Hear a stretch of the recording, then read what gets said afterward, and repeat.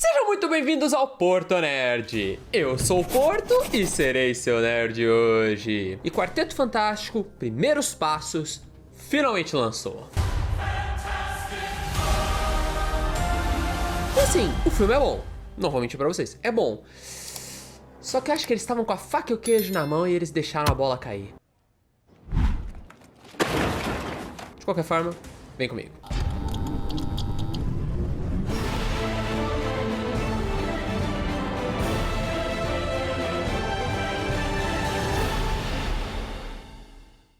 Bom, para dar uma introdução rápida, eu acho que a gente pode analisar o filme do Quarteto como se fosse um segundo filme, saca? E eu acho que essa foi uma sacada muito boa, tanto da Marvel quanto da DC desse ano, de pegar os filmes do Quarteto e do Superman e ao invés de tratar eles como história de origem, tratar como se fosse uma sequência. Isso é muito bom, de certa forma, porque, sinceramente, a gente já tava cansado de história de origem. Só que é uma faca de dois gumes, porque ao mesmo tempo é meio complicado você fazer as pessoas se interessarem por personagens cuja história já está rolando. Ah, Porto, mas isso acontece em vários filmes. Sim, acontece. Eu não tô dizendo que é impossível, eu tô dizendo que é complicado. E aqui no filme do Quarteto, a gente tem um pouco dessa complicação.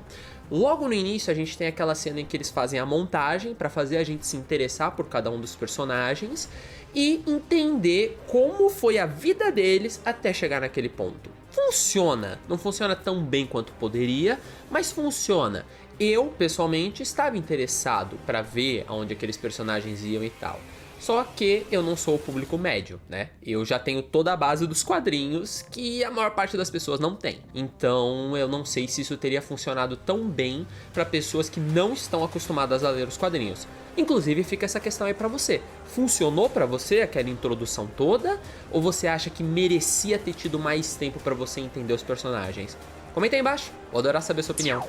Mas voltando pro assunto principal, quando eu digo que eu acho que eles tinham a faca e o queijo na mão e eles deixaram a bola cair, que em retrospecto é uma puta de uma metáfora cagada, eu tô me referindo a ninguém menos do que a surfista prateada.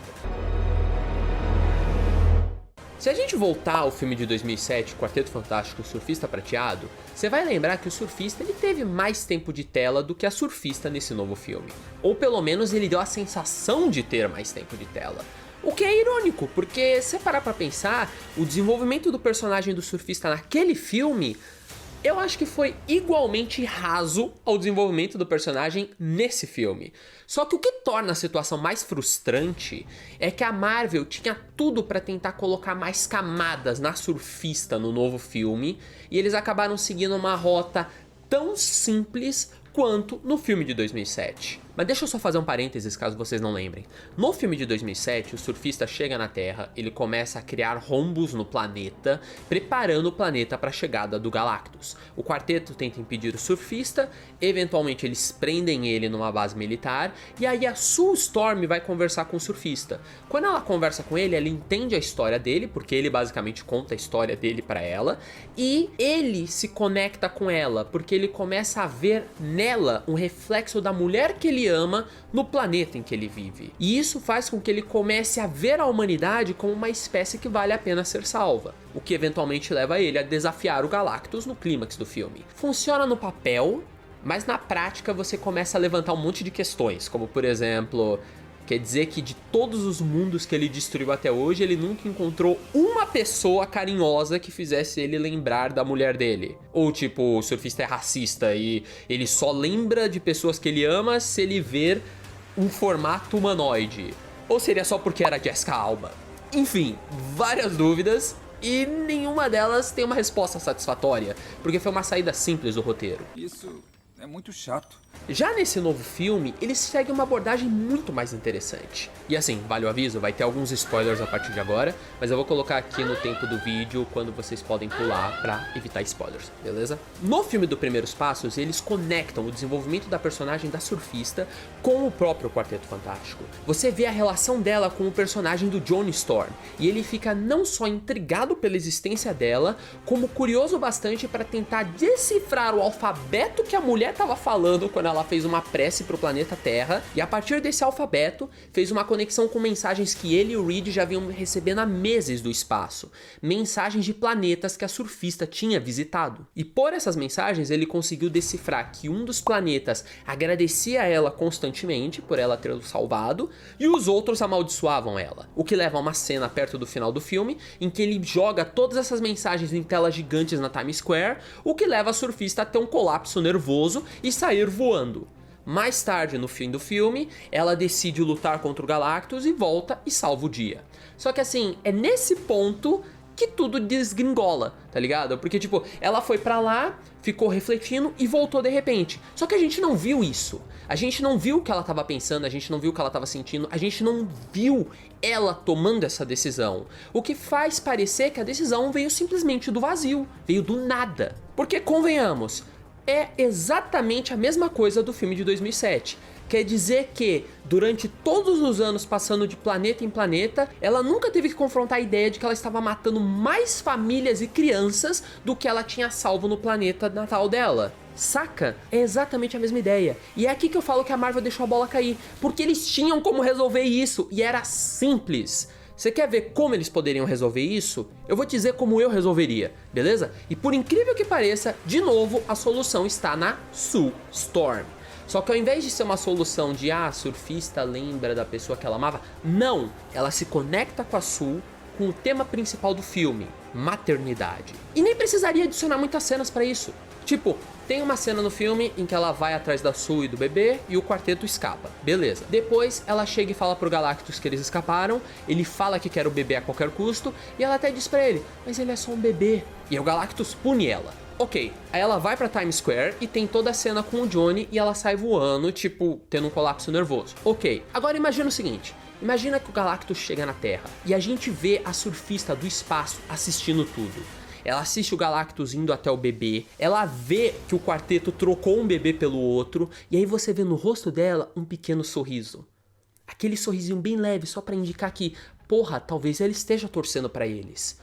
E aí ela vê que o Galactus percebe a verdade, que ele vai atrás do bebê de verdade. E ela fica imóvel o tempo inteiro, só assistindo. Ela vê o esforço de cada membro do quarteto tentando salvar a vida do Franklin. Ela vê o Ben, a Sue, o Reed, o Johnny, todos eles fazendo de tudo e não conseguindo. E nesse momento, ela somos nós, os espectadores, assistindo e ficando cada vez mais angustiada, tentando ver se eles vão conseguir salvar a criança ou não. Por quê? Porque a criança, na cabeça dela, é uma representante direta da filha dela. Ela era uma mãe, ela sacrificou toda a humanidade dela para salvar a filha do Galactus. E agora ela tá vendo uma família fazendo exatamente a mesma coisa. E as palavras do Johnny ficam na cabeça dela o tempo inteiro. Eu só quero salvar minha família. Eu só quero salvar minha família. Aí ela vê eles empurrando o Galactus. A Sue Storm jogando toda a energia dela contra o Galactus. Literalmente colocando a sua vida em risco para salvar o bebê. O Reed tirando o Franklin da mão do Galactus. E o Devorador de Mundos finalmente entrando no teleportador. E nessa hora a gente vê um alívio no rosto dela. E você percebe que o tempo inteiro ela tava torcendo pra eles. Porque ela percebe que esses humanos, essas criaturas inferiores, estavam fazendo algo que ela nunca foi capaz de fazer. Desafiando um deus. E nessa hora, a mão do Galactus sai de dentro do teletransportador. E aí você foca no rosto dela de novo e você vê o pânico nela. O pânico de saber que não tem o que fazer. O pânico de voltar àquele dia, quando ela estava diante do fim do próprio mundo e de se ver sem escolha. E mesmo nessa situação, ela enxerga no Johnny Storm a pessoa que não desiste. Ela ouve aquela frase do Johnny na cabeça dela e vê o Johnny falando com o pessoal e dizendo, diz pro Franklin que o tio ama ele, e se jogando contra o Galactus. E nessa hora ela vê o sacrifício final que ele está disposto a fazer, um sacrifício que ela nunca pensou em fazer em todos esses anos, e isso dá o estalo. Aí ela se joga na frente dele, empurra ele de lado e se joga na frente do Galactus. Tudo isso poderia ter sido construído de uma maneira sutil. Você não precisa de diálogo, você não precisa de nada demais. Você poderia ter exatamente a mesma estrutura do filme e só adicionando poucas cenas dela assistindo o que está acontecendo, dela reagindo ao que está acontecendo, para que a gente conseguisse entender como ela se sente em relação àquilo tudo. Sabe o lance do subtexto? Algo que não é dito, mas sentido? Exatamente isso. Você não precisava de muito. Era tipo mais 2, talvez 5 minutos de cenas adicionais no filme e você teria um arco inteiro de desenvolvimento da personagem sem um único diálogo e sem atrapalhar o ritmo da história como um todo. Só que ao invés disso, ela simplesmente foi lá, interrompeu o Johnny e se jogou na frente do Galactus. O que, honestamente, eu acho que ficou muito abrupto e... basicamente, exatamente o mesmo desperdício do filme de 2007. Mas esse é um problema desse filme como um todo. É como se a Marvel não tivesse deixado o mundo respirar o suficiente para que a gente conseguisse realmente se conectar com eles. Eles até tentaram colocar momentos específicos com os personagens. Tipo, por exemplo, o Ben, eu sinto uma conexão direta com ele pelos momentos que ele tem com as crianças, pelos momentos que ele tem no orfanato. O Johnny, é interessante vê-lo tentando ultrapassar aquela barreira do ele só tá apaixonado por mais uma mulher e mostrar que ele realmente tem algo por baixo disso. A Sue com a maternidade é interessante também. E o Reed também tem seus momentos. Só que não é o suficiente pra mim pra dizer que tipo o filme é espetáculo. Ele é bom. Mas, tal qual a Surfista Prateada, podia ter sido melhor. Enfim, essa é a minha opinião e é assim que eu teria melhorado a Surfista Prateada. Faz sentido pra vocês? Ou vocês acham que não? Ela foi 1000 vezes melhor do que no filme de 2027? Adoraria saber a sua opinião.